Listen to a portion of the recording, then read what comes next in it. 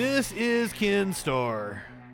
Live now from Fox. We are following some breaking news, especially out of Washington. Happened about 3 or 4 hours ago. We're getting word that prominent attorney and former U.S. Solicitor General Ken Starr has died at the age of 76. He was a key figure in the impeachment of former President Bill Clinton.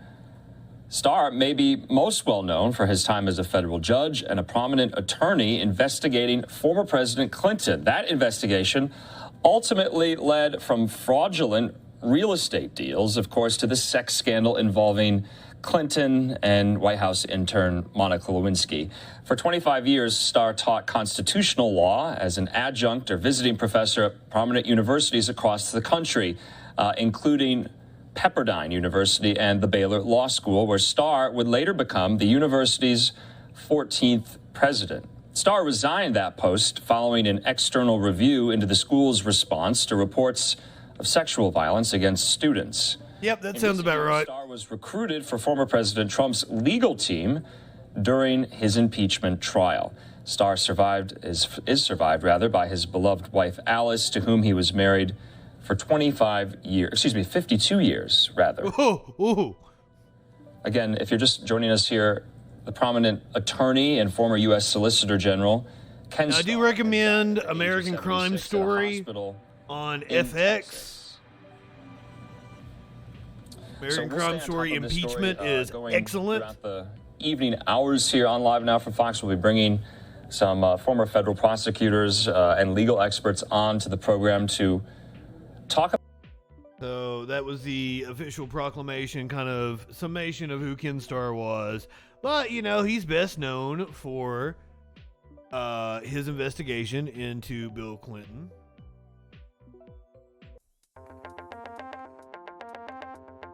In 1998, Americans were divided over Bill Clinton's affair with a White House intern.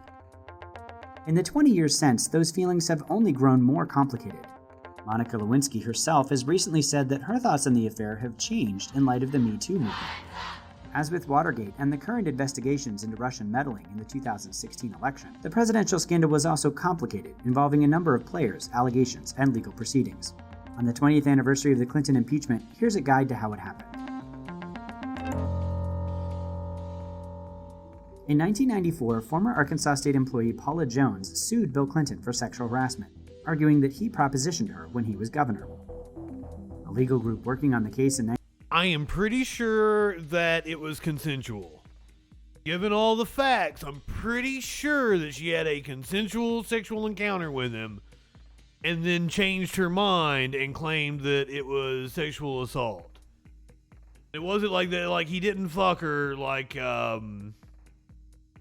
she gave him a handy or some shit. And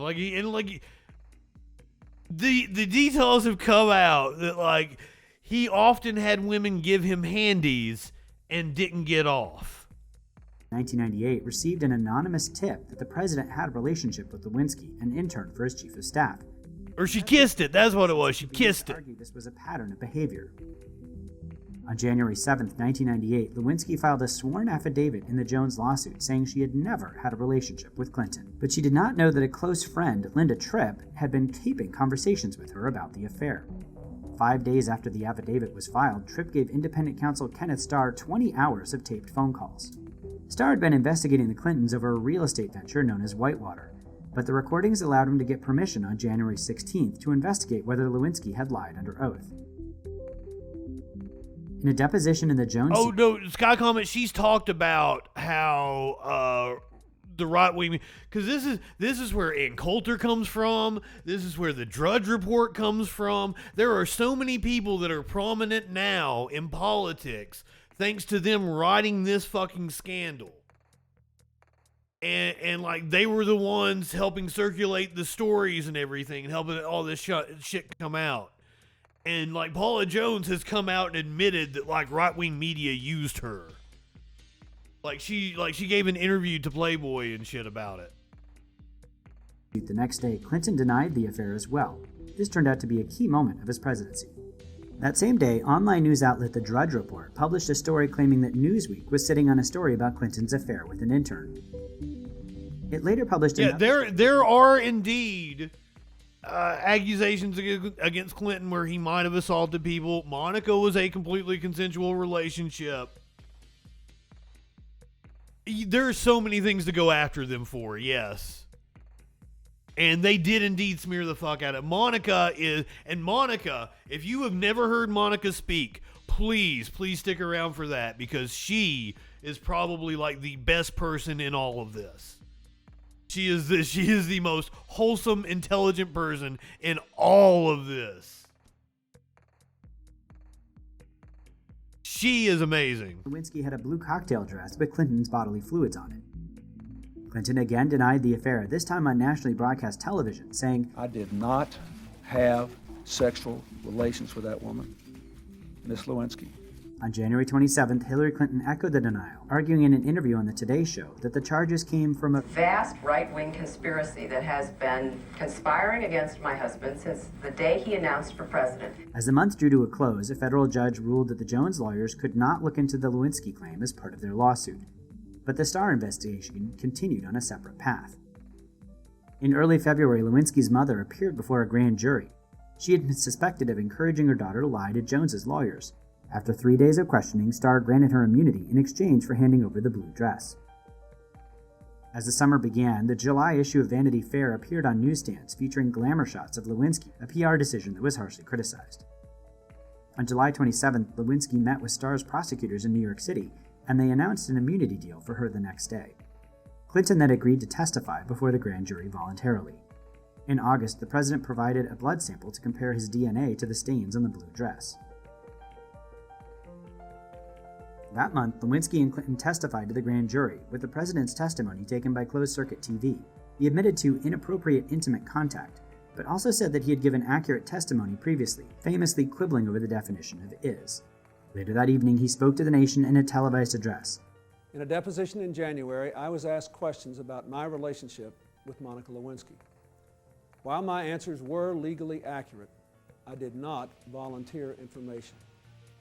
Indeed, I did have a relationship with Miss Lewinsky that was not appropriate. The deposition is important because the deposition is when he was under oath and he lied. This is... God damn it, what the hell?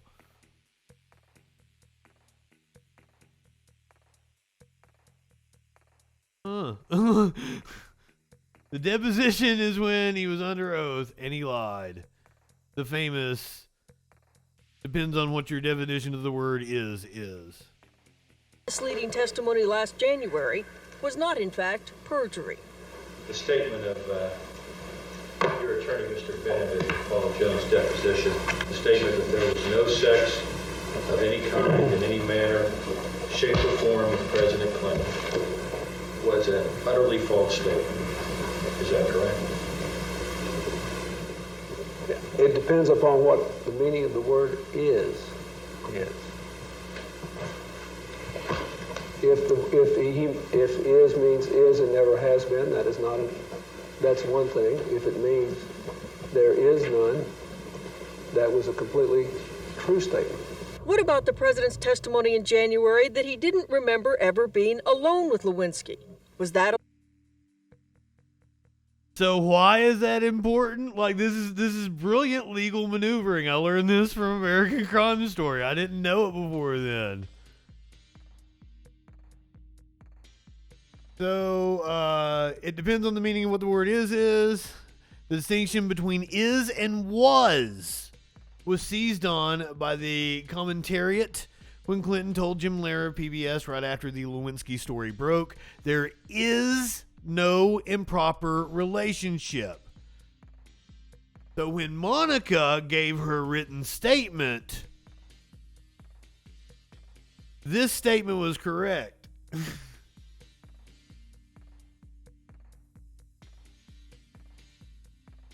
So it was very slick legal maneuvering. In fact, it was wrong. The next month, Congress received 2 copies of Starr's 445-page report on the investigation and supporting evidence. The Starr report, along with transcripts Junior, good were evening. later released to the public. On October 8th, the House of Representatives voted to begin an impeachment inquiry. Despite the controversy... No, I mentioned the other day how many crazy things have happened on September 11th. Well, Well, report, along with transcripts of the Lewinsky's Starr were later report. released to the public. On October 8th, the House of Representatives voted to begin an impeachment inquiry. Despite the controversy and the impeachment, President Clinton remained popular in polls, and Hillary Clinton saw her poll numbers rise as well. During the midterm elections in Yeah, that's the weirdest thing, is that Bill Clinton became more popular. And also, you got to remember, this is the middle of 1998. This is one of the most prosperous years like any country has had in the history of the earth. 1998, we are in the middle of the fucking tech boom, and it is to the fucking moon. So, just to put things in perspective. November, Democrats did unusually well. In mid-November, Clinton settled the sexual harassment lawsuit with Jones, which had kickstarted the scandal, paying her $850,000 and admitting nothing. Paula, can you say anything to us? During a lame duck session on Congress on December 19th, the House voted to impeach Clinton on 2 charges: that he committed perjury in his August 17th federal grand jury testimony, and that he prevented, obstructed, and impeded the administration of justice. As 1999 opened, the Senate began its constitutionally mandated impeachment trial, with the Supreme Court's Chief Justice presiding. On February 12th, 13 months after the scandal began, the Senate voted to acquit Clinton on both charges. The respondent, William Jefferson Clinton, President of the United States, is not guilty as charged. Later that day, Clinton apologized to the American public in an address from the White House. I want to say again to the American people how profoundly sorry I am for what I said and did to trigger these events and the great burden they have imposed on the Congress and on the American people. Burden indeed, because this is just the next step in the evolution of the 24-hour-a-day news cycle and the hellscape that we're living in now. You're coming off of the heels of the O.J. Simpson trial right here. This is literally in the infancy of court TV and CNN transitioning from just like a channel that repeats the headlines every hour to a channel that's trying to participate in the infotainment era that the 2000s would become known for.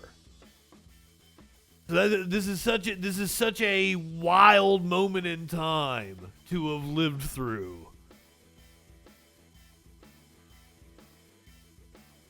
Now, Ken Starr himself, who died today at the age of 76, says that he regrets the Clinton investigation. I don't know exactly what he regrets about it, but that he won't apologize to Monica. Lewinsky has said the release of the Starr report, the 445-page report, was one of the worst days of her life. She wants an apology. Will you apologize to her? No, I won't, because unfortunately the facts are the facts, and we were put in the position that under the statute in which I was appointed, I had a duty, I had a responsibility. I will say, and I've said it many times, I regret all the pain that resulted to so many, including to the nation. Of course I regret that. But no, He regrets all the pain he caused. Oh.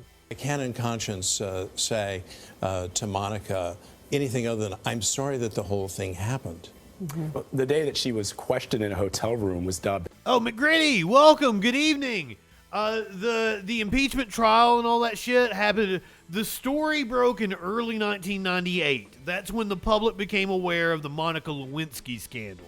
They were aware of the Paula Jones and Whitewater and all that shit, but like nothing had really come of it. But Monica Lewinsky broke like right after Christmas, the beginning of 1998, and it consumed media all through 1998. It's fucking wild. The Operation Prom Night.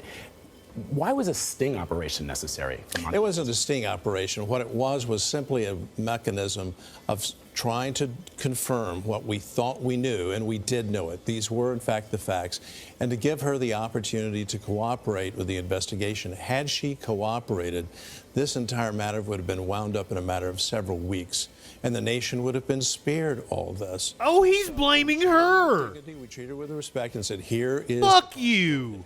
You can cooperate with the investigation, which has been authorized by the Attorney General, and was destined to be authorized. I think he knows he's lying. Look at that smirk on his face. Now,